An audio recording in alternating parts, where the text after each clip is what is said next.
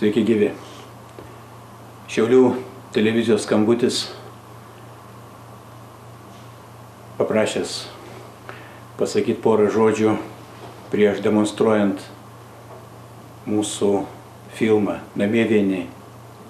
Šitą filmą mes sukūrėm prieš 5 metų. Tai va, Šiaulių televizijos skambutis pasiekė mus dirbant prie mūsų naujo filmo, kurį mes kol kas vadinam Skrydis iš agonijos lizdo.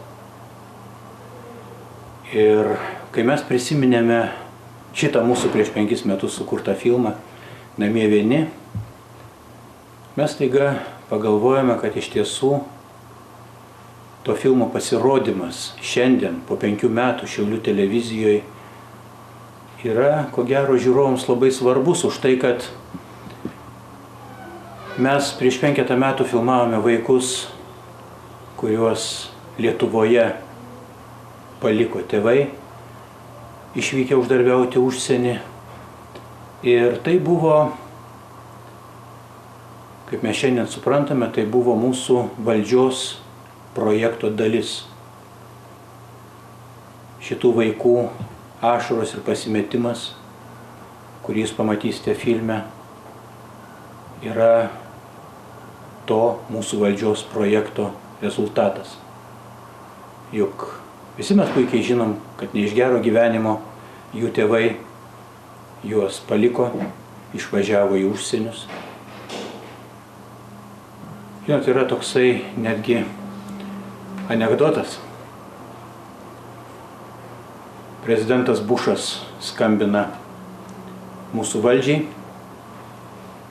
ir sako: klausykit, norėčiau pirkti Lietuvą. Mūsų valdžia klausia. Mūsų valdžia sako: gerai, mielai. Bušas sako: bet yra viena sąlyga. Kokia, klausia mūsų valdžia? Bušas sako: Lietuva turi būti be lietuvių. Sako mūsų valdžia, gerai, bet reikės metus palaukti. Tuo mūsų filmas irgi yra truputį apie tai ir ko gero tik tai prieš jums, mėly Šiaulių televizijos žiūrovai, žiūrint mūsų filmą, reikėtų tik tai galbūt porą žodžių pasakyti apie tai, kaip susiklostė filme parodytų vaikų likimai. Tik tai Mindaugo ir Gintarės vaikai, Paulina ir, kaip jo vardas? Jonukas. Jonas. Tik tai Paulina ir Jonukas dabar yra su savo tėveliais Gintarė ir Mindaugu Norvegijoje.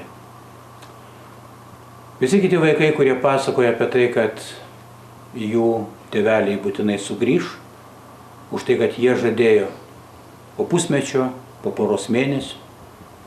Visi kiti mūsų mažieji filmų herojai savo tėvelių iki šiol nesulaukė ir nežinau, ar belaukia. Aš nenoriu sakyti, kad yra tame pliusų, kad mamos nėra, bet tiesiog nėra viskas taip blogai ir kada pagalvoju, tai jeigu jį čia būtų dabar, arba turbūt anksčiau, nes dabar jau kaip yra keliai ir į kitas šalis ir galbūt būtų proga kaip nors kitaip gyventi, bet iš tiesų tai jeigu anksčiau ji būtų čia likusi Lietuvoje, tai turbūt būtų blogai, būtų žymiai blogiau ir aš net nenoriu įsivaizduoti, kaip būtų,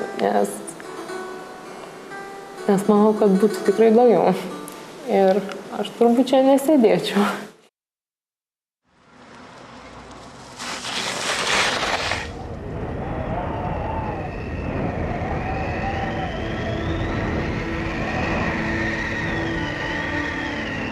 Mano tėveliai yra Norvegijoje. Mes neturėjom už ką duonos valgyti, neturėjom ką gerti. Nu, turėjom ką gerti, aišku, bet mes turėjom labai mažai pinigėlių. Ir jie nusprendė išvažiuoti į Norvegiją dirbti. Bet paskutinės akimirkas, tai aš žiūrėjau ją ir gėrėjausi. Aš galvoju, kaip jinai tolsta nuo manęs. Tai ir tokiam ilgam laikui. Kad vis tolsta ir tolsta. Iš tikrųjų buvo baisu.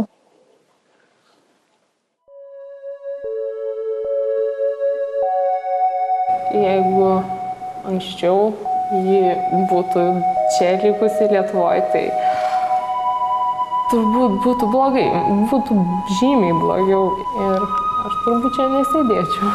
Nes aš manau, vis tiek jau, kai jisai grįžti, aš jau būsiu pakankamai didelė ir aš jau gal net negyvensiu tuose namuose.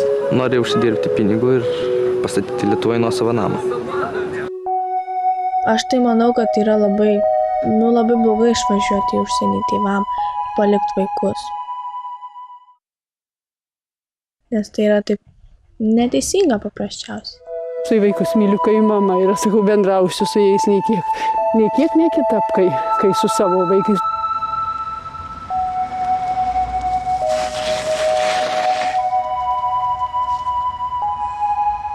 Aš noriu turėti karjerą, o žinau, kad Lietuvoje ne viską galiu.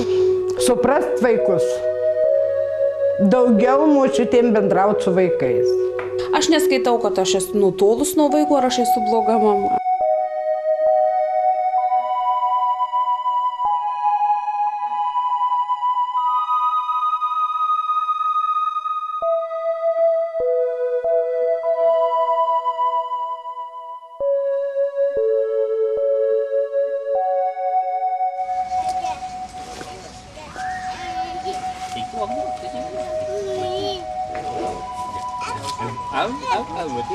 Nemanau, kad užsienį, taip sakant, dirbant galima, tai yra tas pats iš esmės.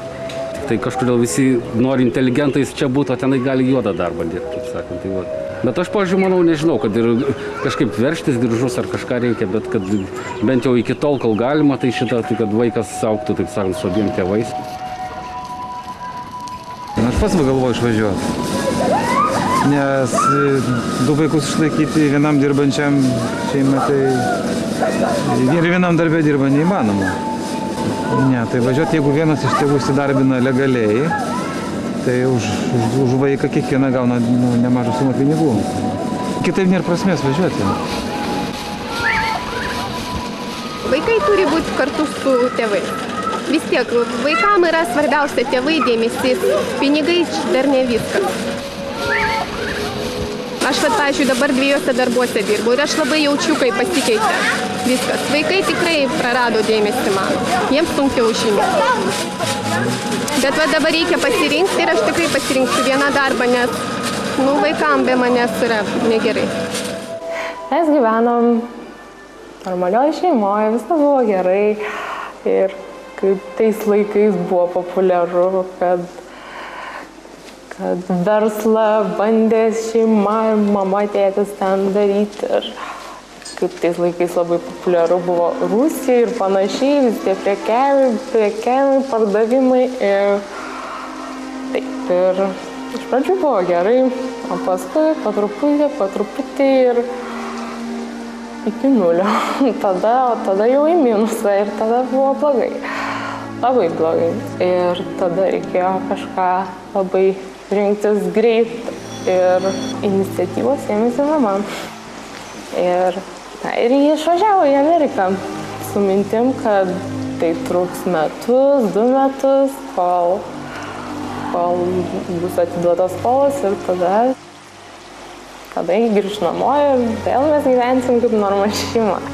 Dabar aš jos nemačiau beveik 10 metų. Ne, nebuvo taip sunkiai, kad gyventumėm. Turėjom viską iš tikrųjų, ko reikėdavo. O kodėl išvažiavo, gal geriau norėjęs, nežinau jam. Kad čia būtų kažko labai trūkę, tai nebuvo taip. Ir kur gyvent turėjom, ir dirbo, bet gal jis norėjo pabandyti, pasižiūrėti, kas ten tokio. O tai nepilnai atlieki namų darbą? Blogai vaikinė? Čia augi mokytojus komatą žiūrėt. Kaip matau, tau gerai sekasi skaičiuoti, ne? O kaip rašyt?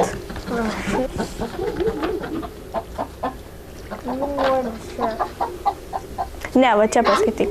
U, N, I, S. Mama jau seniai galvojo apie išvažiavimą. Nu, aš tai ją suprantu ir manau, jinai, aš ją palaikau. Aš jai sakiau, kad gerai, kad neišvažiuoju.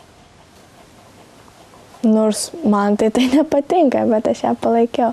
Ir klausė labai dažnai, ir jinai klausdavo mano ir brolių nuomonės, ar mes ją palaikom, nes jeigu mes būtume sakę, kad mama, tu tikrai nevažiuok, jinai tikrai būtų neišvažiavusi. Aš niekada negalvoju paprašyti, kad jinai pasiliktų. Aš visada ją palaikiau ir sakiau, tu tik tai važiuok, o viduje aš nenorėjau, kad jinai išvažiuotų, nes man gaila. Atverkė, jinai verkė vaikai, bet gyventi reikia žiūrėti į priekį. Paskutinės dienas tai aš dar taip visko nesureikšminau, bet paskutinės akimirkas tai aš žiūrėjau ją ir gėrėjausi. Dėl pinigų galvojat, kad čia vaikus palikti nelengva yra, tai yra sunku. Siuvykloje dirbo 700, 6-7. Nu tai kaip dirbo daug, tai skaitau vergėsi, zauros tie buvo. Prie konvejerio to sulinksta ryte, vakare pakyla ir 600 gauti ir nieko daugiau ant maisto. Sugalvojau, kad draugai visi užsienį kiek, su kuo pasikalba žymiai geriau, uždirba. Išeina ryte į darbą, tai jinai bučki vienam kitam, vaikai vėl laukia, žiūro į kelią, kada pareis vakare vėl. Bučkiais apdalino, tuoj vienas pasakoja, ką mokykloje sekėsi, kitas, kaip jam sekėsi. O dabar sakau, kam jie pasipasakos, kai tavęs nebus. Aš manau, kad tokių artimų kaip mama niekada nesusiras. Mes turim daug visokių paslapčių su jie ir viską pasakojam. Aš tai vaikus myliu, kai mama ir sakau, bendrausiu su jais nei kiek nekitap, kai su savo vaikais. Jie man tikri vaikai atrodo, tai anūkai, bet iš tikrųjų tai jie mano. Kai mano vaikai, aš mylėjau, aš juos myliu ir su jais bendraunu ir jie čia nejaus tokio to mamos gal nebuvimo. Aš nesitikėjau tokio didelio močiutės rūpinimuose. Jinai labai pradėjo rūpintis, viską žiūrėti labai. Galima sakyti, jis jautė į mamos vaidmenį ir man labai nepatinka.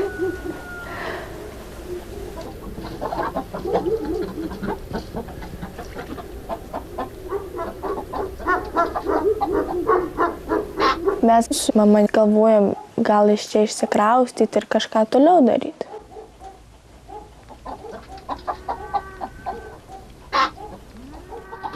Ką patartumėt močiutė?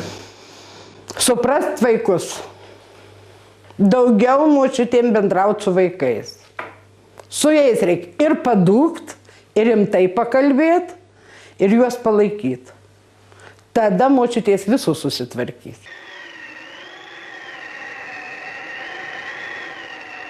Aš pagalvojau, kad aš jau savo vaikus užauginau, dabar padedu anūkus augyti. Aš juos ilgydavau, išleidus, buvau į darbus, viską, bet kad man teks dieną naktį su jais būtų, tai negalvojau. Jauna šeima nori turėti ir tą, ir tą, ir tą. Nėra galimybių, reikia save aukoti, reikia kažką tai daryti. O jei tu materialiai negali padėti, tai nors kitą pusę padedi. Vaikai sugalvojo išvažiuoti užsidirbti pinigų.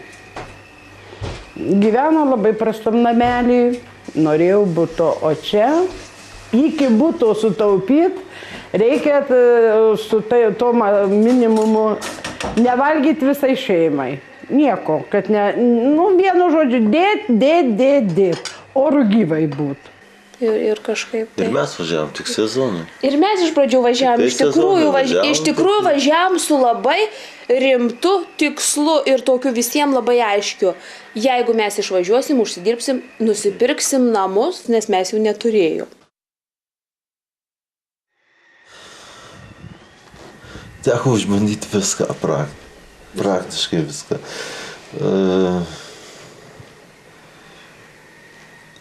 Su gėlėm dirbau, sodus sodinau, medžius sodinau, mišką pjoviau, gyvulius prižiūrėjau. Ir tais pirmais metais užsidirbom tuos savo namus. Ir grįžom namo ir buvo kažkoks tai potraukis. Iš tikrųjų buvo potraukis. Grįžti atgal ir ne tame, kad ten tų pinigų įsidirb, bet... Tiesiog traukė, tikrai traukė, mane tai traukė ir aš būdavau vėliau tai pagalvoju, jau nebevažiuosim, jau tikrai nebevažiuosim.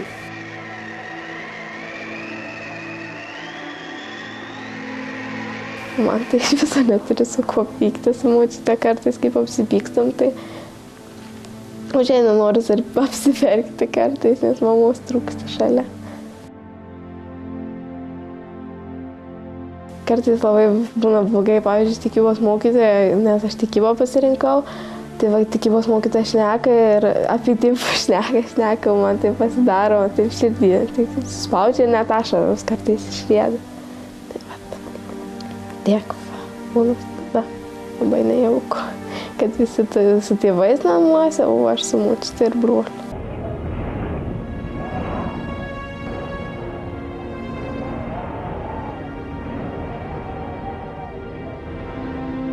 Ir labiausiai ko trūksta, tai vaikų trūksta, kad jų nėra čia dabar su mumis. Bet mes niekada per prievartą jų nevertėm, kad jie turi būti su mumis. Tikrai niekada nevertėm, kad čia jų pasirinkimas. Ir mes, aš sakiau, mes su Mindaugu kalbėjau. Tai duodam laiko apsispręsti. Taip, ir aš su Mindaugu kalbėjau ir aš sakau, tegul galvoja, tegul pasirenka, kur jie pamatė, jie žino, tegul pasirenka, mes jų niekada neversim. Iš tikrųjų, niekada neversim, nesakysim, kad jūs truks plyš ir jūs važiuokit čia ir būkit su mumis. Tiesiog mes norim išlaukti tą laiką, kai jie patys apsispręs, kad jie nori čia. Norim, važiuojam. O mes tai laukiam to laiko labai. Laukiam ir paraginam. Ir paraginam. Noriu labiausiai gyvenime gyventi Norvegijoje. Man čia labiau, man ten ir čia, aš čia gimiau. Čia mano gimtųjų šalis, Lietuva.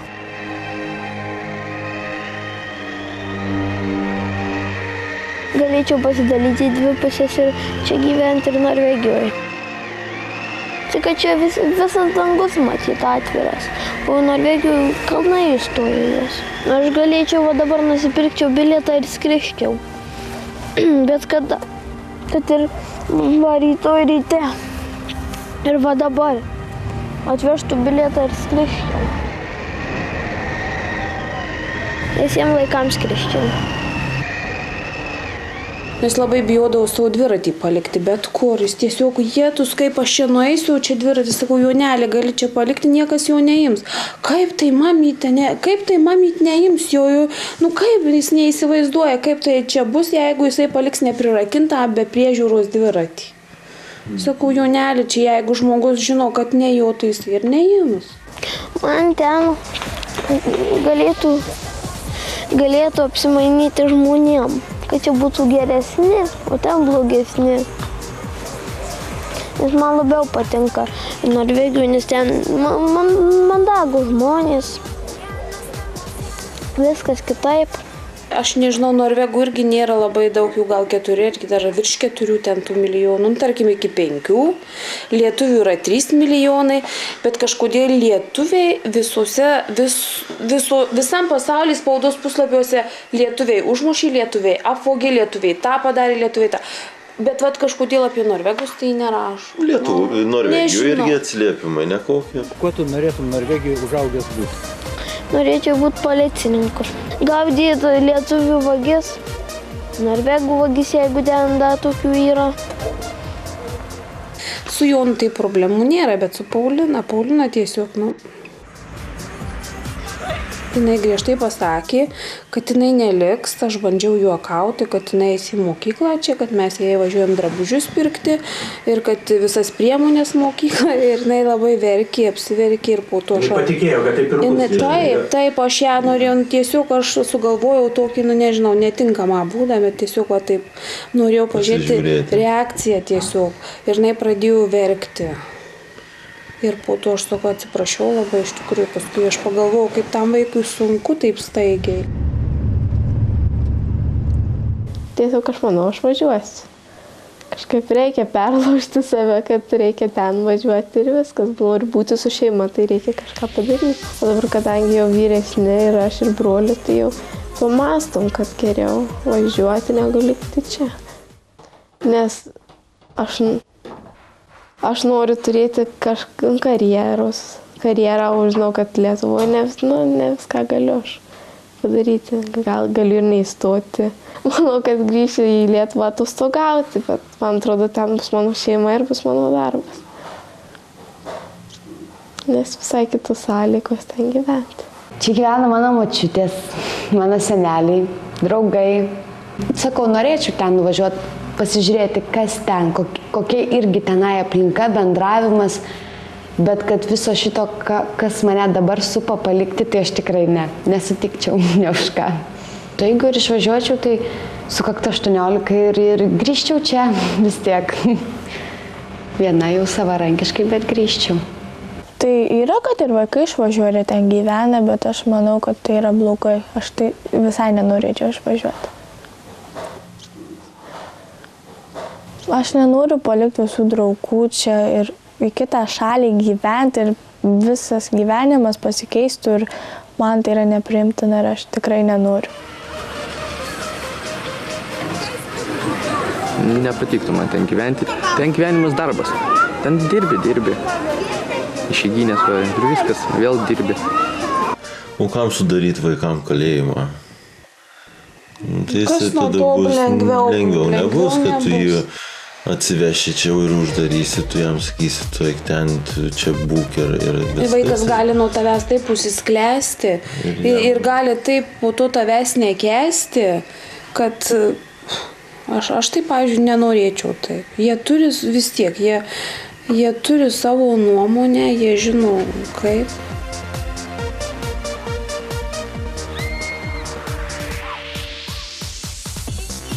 Jie abudu mūsų vaikai. Kad mūsų nėra kartu su jais, tai yra, aišku, minusas. Bet aš, pavyzdžiui, mes viską žinom. Ką jie veikia ir ką jie daro, mes bendraujam.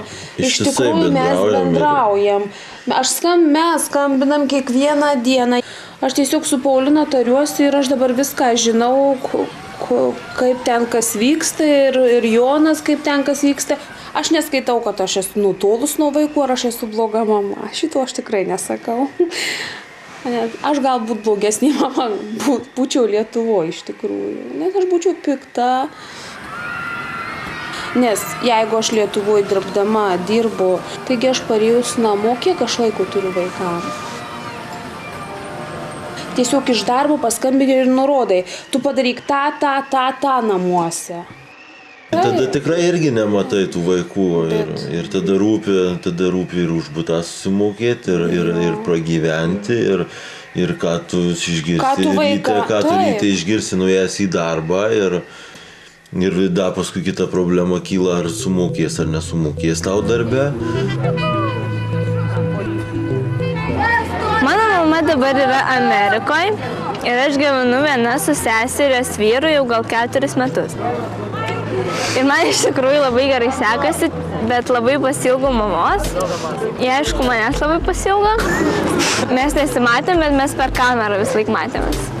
Kalbamės per Skype'ą, per telefoną, per visur, kur tik galima ir beveik kiekvieną dieną. Ir viską jinai žino, ką mes veikiam kiekvieną dieną ir panašiai.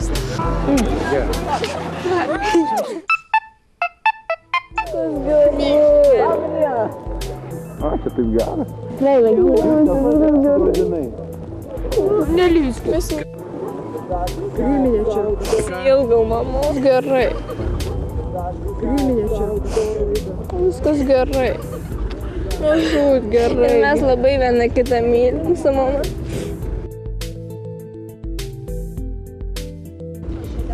Viskas bus gerai vieną dieną.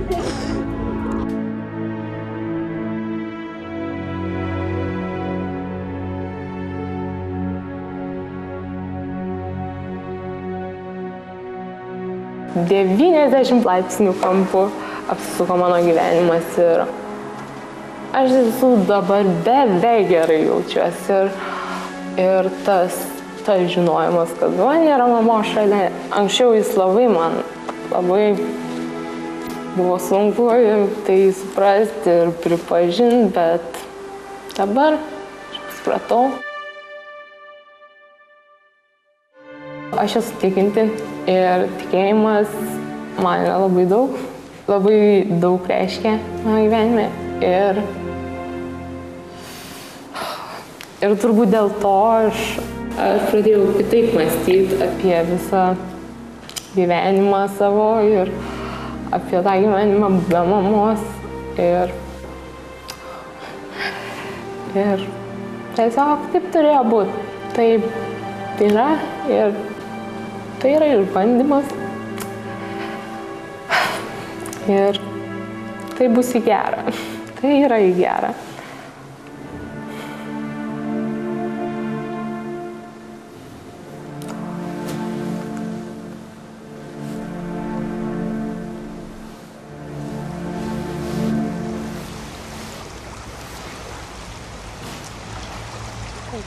Tiesiog taip turėjo būti. Taip reikėjo, nes aš anksčiau laiko subrendau ir pradėjau žiūrėti gyvenimą visai taip ir tai yra gerai, nes yra sunku.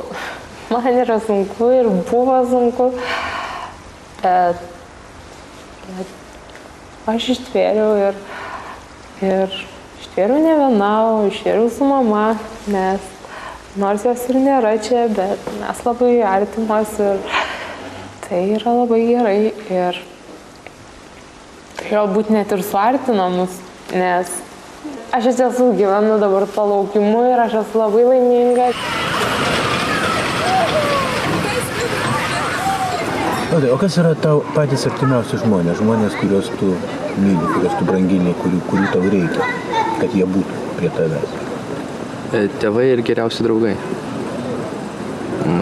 Būtų taip. Vis tiek aš susiskambinu, ten pašnekam, tas pats kaip ir vienas kitą matytume. Galima sakyti taip. Linksma, kaip paskambina šiaip. Nuotaika iškart gali pakilti. Pašnekėsi su mama, su tėvu. Kaip tu jauti, tas išsiskyrimas, ar jisai jūs nutolina, ar jisai suartina? Netgi manyčiau, kad suartina. Galbūt. Nes tikrai gal irgi dažnai bendraujam. Taip. O kai buvo čia Lietuvoje, dar neišvažinėjo į Airiją, tai ką žinau, aš net apie tai net negalvojau, kad jie gali kažkur išvažiuoti. Tenais tai buvo taip, vis tiek išeidavo su draugais, ten taip toliau. O tenais tėvai, tenais ryte, vakare, taip, kaip dauguma vaikų, taip, paauglių, viską. Šiaip iš tikrųjų tai man būtų priimtiniausia, jeigu tėtis grįžtų ir viskas būtų taip, kaip buvę ir tiesiog gerai gyventumėm čia. Aš jo pasiilgstu, kai jo ilgą laiką nėra. Bet kai jis parvažiuoja, kartais tai būna, kad norisi, kad vėl išvažiuoti. Aš esu savarankiškas žmogus. Jau nuo pat vaikystės, bet man vis tiek trūksta to savos erdvės, to tokio savarankiškumo. Aš labai iš tikrųjų skubu užaugti, kad gyvenčiau savo. Ir žinau, kad tai yra labai blogai, kad aš paskui norėsiu vėl būti mokinuke ir lakstyti mokyklos kalidariais, bet noriu tiesiog savo aplinką, savo erdvę susikurti, kaip man patinka. Nes aš manau vis tiek, jau kai jisai grįžti, aš jau būsiu pakankamai didelė. Ir aš jau gal net negyvensiu.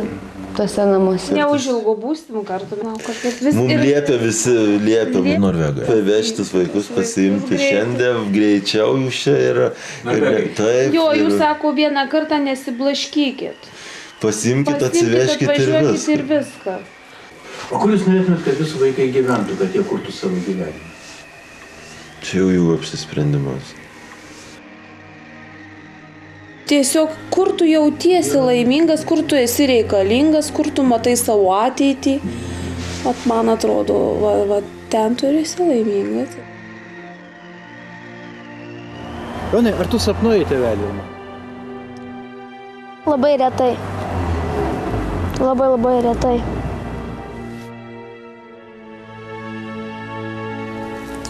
Traškučius. Dažniausiai sapnuoju traškučius, kaip aš juos valgau.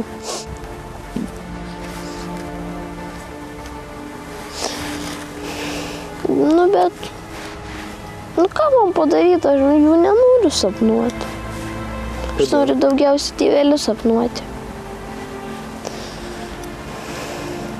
O kodėl taip?